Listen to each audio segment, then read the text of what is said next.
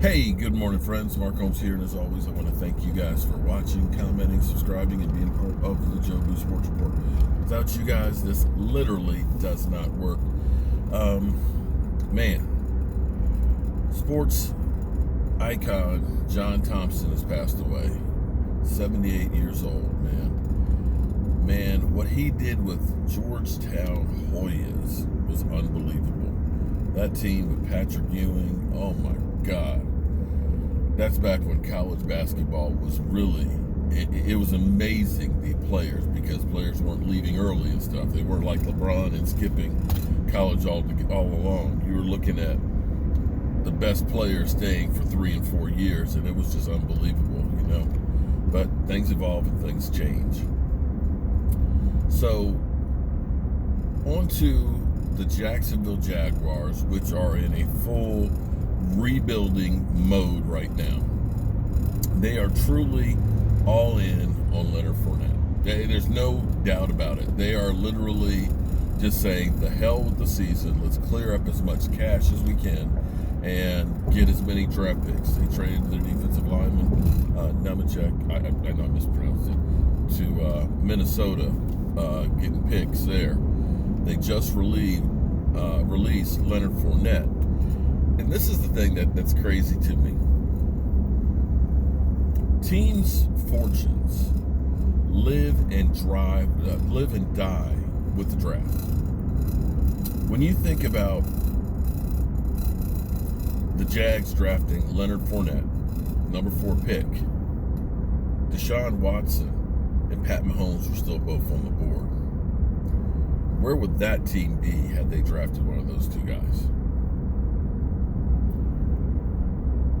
You think about the Arizona Cardinals taking a number 1 pick and getting Josh Rosen. Josh Rosen, who, nada. He went to Miami last year. Is he still with Miami? I don't even know where he is right now. He literally dropped off the face of the earth. And so for the Jags, basically, they're rolling the dice. They're gambling everything to try and get Trevor Lawrence to believe that he is the guy. And I'm not saying that he's not going to be the guy. I'm not saying that at all. We don't know. But you think about the Cardinals thinking that Josh Rosen was going to be the guy.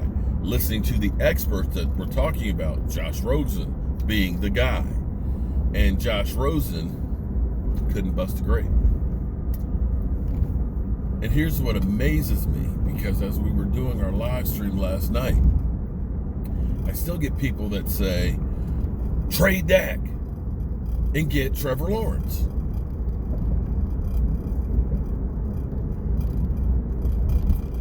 Do you see what teams do to try and get a competent, I'm not saying, I mean, not a great quarterback, to at least get a competent quarterback? Take a look at the Washington football team that for the last 10 years has gone through, let's sign Donovan McNabb, paid him basically $40 million for 1 year. Let's take 3 number 1s and a second, and we'll go up and we'll get RG3. Let's franchise tag a Kirk Cousins 2 years in a row. Let's sign an Alex Smith to see his leg get taken out from underneath him. Let's go ahead and draft, Dwayne Haskins. And they still don't know if they have a quarterback or not. That's what's insane. For 10 years, the Washington football team has been trying to get a quarterback. The Cleveland Browns, do I need to go through that litany?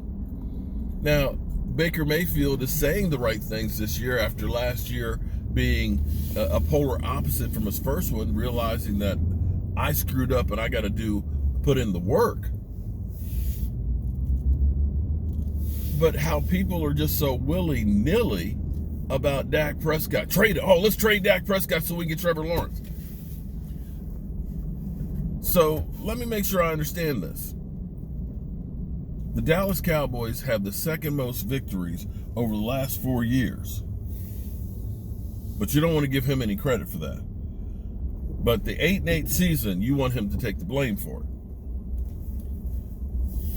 It's funny listening to Giant fans that are happy about having Jason Garrett, because 8-8 sounds really good to them. That would be a marketable improvement from where they've been. I know it sucks that we've not been in the Super Bowl in the last 25 years. Believe me, I am like everybody else. I want that Super Bowl ring again. I want to be able to throw it in the face of those Eagle fans that think that they're the greatest thing since sliced bread. I just don't understand, as you see teams that literally have gambled on trying to get a quarterback, that have literally set their franchise back year after year, that people still think, oh, he's a bum, get him out of here. Wow. Leonard Fournette, free agent. Oh, FYI, I had some people who said, oh, let's sign Leonard Fournette and let's trade Zeke. Everybody is always so ready to say the hell with what they have to try and grab something else. What we really need to do, guys, what we really need to do is, and I don't want to say trust the process, but you can see a difference right now with the attitude of the players, with the coaches and what they're teaching on the field, the difference in philosophy, the energy that's coming about. I don't know that our biggest problems with the Dallas Cowboys, excuse me, has been a lack of talent or players. I really don't believe that that's been the case. We've done good, just not good enough. We haven't had that little okay? If you're losing games that are within 7 points, it's not that much of a difference to go and win those games. That's a play or two. It's a different story if you're a team that's getting beat by 15, 20 points a game. Your team is close. It's been close. It's right there. It's not a lack of saying we got to have every all-star player out there. New England never has all the best players in football. What they have is they have a smart team that doesn't beat themselves, that gives themselves an advantage on a couple more plays than the other team, that plays great defense. And that's the difference of being a team that's constantly winning and a team that constantly disappoints. Before we go through and say, this guy's a bum, that guy's a bum, we need, no. Let's let somebody else do the cooking here. Let's let somebody else see what they can do with the players that you have. As I look across the board on the Dallas Cowboys, there's an embarrassment of riches.